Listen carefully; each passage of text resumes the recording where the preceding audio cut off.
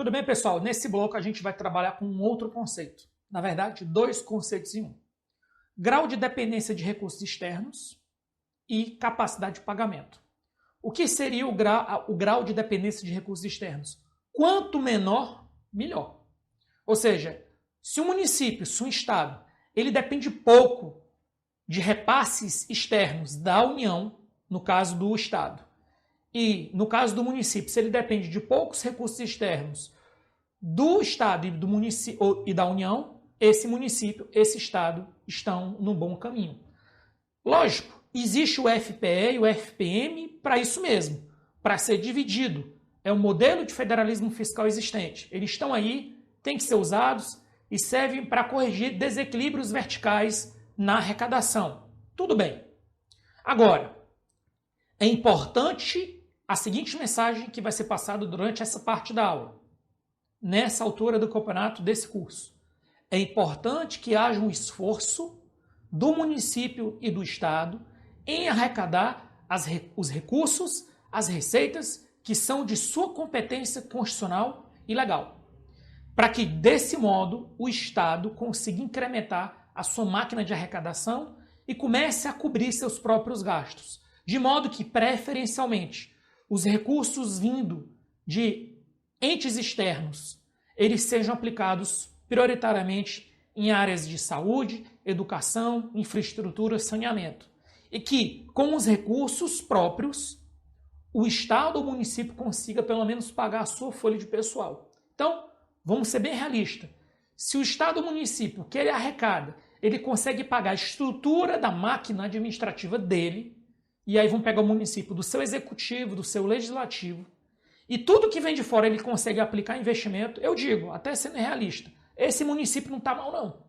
Esse município está até bem. Pode até parecer ser uma coisa, uma ficção, né? Poxa, mas ele não deveria arrecadar e parte do que ele arrecada também servir para investimento? Eu acredito que isso é o ideal, mas na prática, eu garanto para vocês, se um município ele já conseguir arrecadar e com o que ele arrecada próprio, ele já conseguir pagar toda a estrutura da máquina e o que ele receber de fora, FPE, FPM no caso do município, e as transferências estaduais, ele conseguir pegar todo esse dinheiro e aplicar saúde, educação, infraestrutura de saneamento e não precisar pegar nenhum real desse e pagar folha de pessoal, eu te digo que esse município ele não está mal não. Esse município ele está até no caminho bom, tá bom? Agora, o ideal é que ele consiga ter uma arrecadação própria, autônoma e proporcional às suas necessidades, ok? Senão, o que é que acaba acontecendo? Cria-se um município e o FPM que esse município recebe é apenas para pagar a sua estrutura administrativa. Aí eu pergunto para você, qual a razão de ser desse município? Ele só existiu então para ser mais uma fatia no bolo do FPM e esse FPM basicamente paga a folha de pessoal? Isso não é o desejável. Isso não deve ser aceito. Isso deve ser modificado. Tá bom? Então vamos lá. Se o ente depende majoritariamente das transferências da União ou do Estado, ele deve ligar o alerta. Porque é o que eu falei, ele está recebendo dinheiro do FPE e do FPM para pagar a folha de pessoal dele. O que não é errado, mas não é o desejado. Deve-se buscar aumentar a arrecadação dos tributos constitucionais previstos. Em último caso, pensar em se aglutinar com outros municípios e aproveitar a estrutura administrativa que for necessária. Então, existem propostas legislativas, certo? Que buscam aglutinar municípios que não têm capacidade mínima de arrecadar recursos, que na verdade recebem o FPM apenas para pagar a folha de pessoal. Isso não faz o menor sentido. Esses municípios eles deveriam pensar seriamente em serem incorporados a outros municípios que têm capacidade arrecadatória e enxugar a estrutura administrativa. Pronto. Agora a gente vai entrar num outro tópico relacionado a esse tópico também de grau de dependência de recursos externos, que seria capacidade de pagamento. Então, o que seria capacidade de pagamento? Preste atenção. Capacidade de pagamento é um indicador criado pela Secretaria do Tesouro Nacional, que é um ranking feito para estados, para mostrar se estado A, B ou C está com capacidade de pagamento boa. E para isso existem 4 rankings, 4 notas. A nota A, que é a nota desejada, a nota B, a nota C e a nota D, que é a nota que ninguém quer receber, mas que existem estados com essa nota D. Então você vai ver que nesse slide aqui eu trouxe para você um link de um artigo que fala sobre essas notas. O nome do indicador é CAPAG, teve 2017, 2018 e 2019, e no caso aqui a gente está falando do estado do Ceará que obteve nota B. E aqui eu trouxe a tabela com todas as notas. Você vai ver que o Espírito Santo, em todos os anos, obteve nota A. Foi o estado, né, digamos assim, é o estado referência, é o estado benchmark, é o estado em que em todos os anos alcançou a nota A, 2017, 18 e 19. Daqui a pouco a gente vai falar sobre a decomposição desse CAPAG e o que é que esse CAPAG considera. Mas o que eu quero deixar claro para você é o seguinte, isso aqui é outro indicador importante.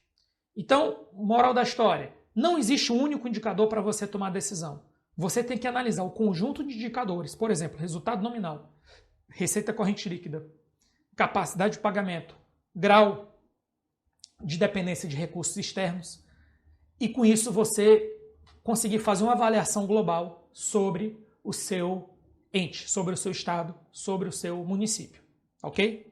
Então, continuando. Como é que a gente calcula o CAPAG? Você vai pegar a dívida consolidada sobre a receita corrente líquida, lembrando que o teto, o limite máximo é 200%, vai ter uma aula mais à frente que a gente vai falar sobre esses limites. Depois a gente vai pegar a despesa corrente sobre a receita corrente líquida ajustada. O ideal aqui é que seja inferior a 1. Se alguém tiver com mais de 1, pode ter certeza. Olha quem está com 1 aqui. Já ficou com letra C. Quem passou de 1 ficou com letra C. Quem passou de 101% no caso, né? E aqui a gente tem índice de liquidez, que são os restos a pagar obrigações financeiras sobre disponibilidade de caixa. Com certeza, aqui também tem que ser menor do que 1. Vamos ver se alguém aqui está maior. Aqui está negativo, né? Aqui está horrível. Aqui está bem maior do que 100% também. Deixa eu ver se alguém está com 100% aqui, acima de 100%. 700%, letra C. Também está ruim. Vamos ver alguém que está com letra B aqui. Deixa eu ver se tem alguém com letra B. Não, ninguém com letra B. Então o A, eu estou entendendo que o A está até 100%. Deixa eu ver aqui. O A está até 100%. E o B não teve nenhum. E o C já está acima dos 100% aqui. Né? Ou seja, já pula do A para o C, nesse caso aqui desse slide. Então, moral da história. Você tem premissas e aí você faz um ranking dos estados com base nisso. Certo? E aí, fazendo uma consolidação dos 3 indicadores, você ranqueia esse estado em A, B, C ou D. Tá bom? Conclusão, com base no último CAPAG. Espírito Santo nota A, mais uma vez, parabéns. Esses estados aqui, começando em Acre, Alagoas, Amazonas, Ceará, Pará, Paraíba, Piauí, Paraná e São Paulo, letra B. Alguns estados aqui com letra C, a maioria. E tem 3 estados que estão com letra D. Curiosamente, pessoal, esses 3 estados, se você for nas notícias, são os estados que mais precisam de ajuda do governo federal. O Rio de Janeiro, que é o que já está em regime de recuperação fiscal, à luz da Lei Complementar 59 de 2017. Minas Gerais, que ainda não entrou, e Rio Grande do Sul, que já tentou entrar no regime de recuperação fiscal sem sucesso. Tá bom? E aí você tem a capacidade de pagamento, aqui para estados e municípios também. E aqui você pode pegar o estado ou município, fazer essa mesma conta aqui de chegada. E aí você vai ter um mapa de calor com alguns indicadores. Aqui variando, né? Verde, vermelho, com vários indicadores fiscais. Aqui está o link, tá? Para quem quiser se aprofundar e checar o seu estado, o seu município. E aí chegamos agora na última parte da aula, que é a seguinte. A gente vai falar agora sobre grau de dependência de recurso não próprio, ou seja, eu quero depender um mínimo, né? Então eu peguei como exemplo aqui o próprio Espírito Santo, Secretaria da Fazenda. E a gente pegou aqui as receitas e tiramos as transferências. Cadê as transferências? Está aqui, as transferências. Ok? E aí, como exemplo, Espírito Santo, receita total arrecadada nos últimos 12 meses de 2019. Você está vendo aqui 13 bi. Rio Grande do Sul, 70 bi.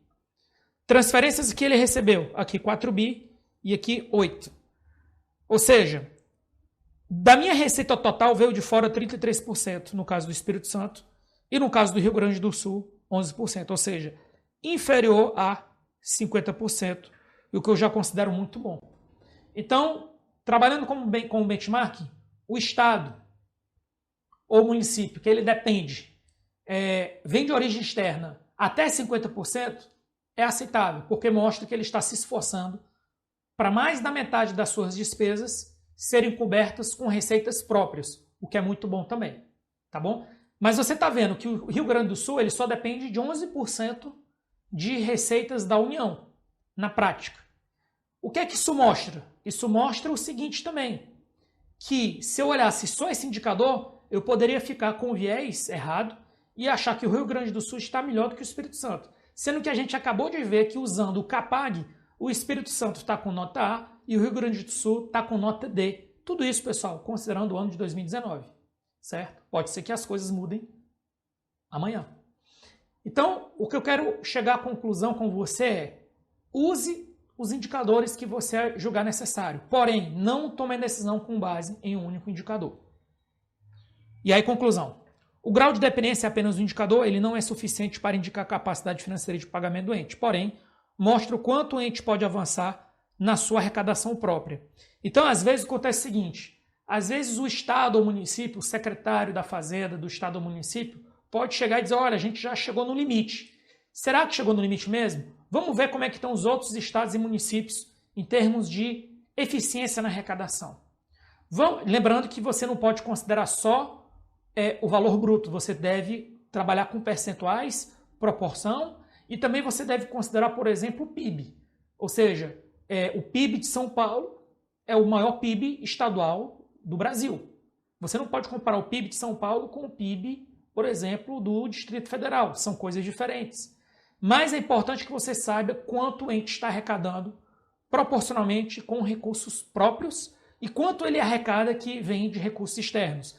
Essa conta ela vai te ajudar a você tomar alguma decisão, principalmente para você, ao comparar benchmarks, verificar: olha, eu vi que o meu estado, a gente arrecada, vem de fora 70%, então vem de dentro só 30%. E eu estou vendo que boa parte dos estados vem de fora 30%, 15%, então eu consigo arrecadar um pouco mais, certo? Pode estar tendo algum problema na eficiência arrecadatória. Tá ok, pessoal? Então, encerramos por aqui, fiquem com Deus e até a próxima.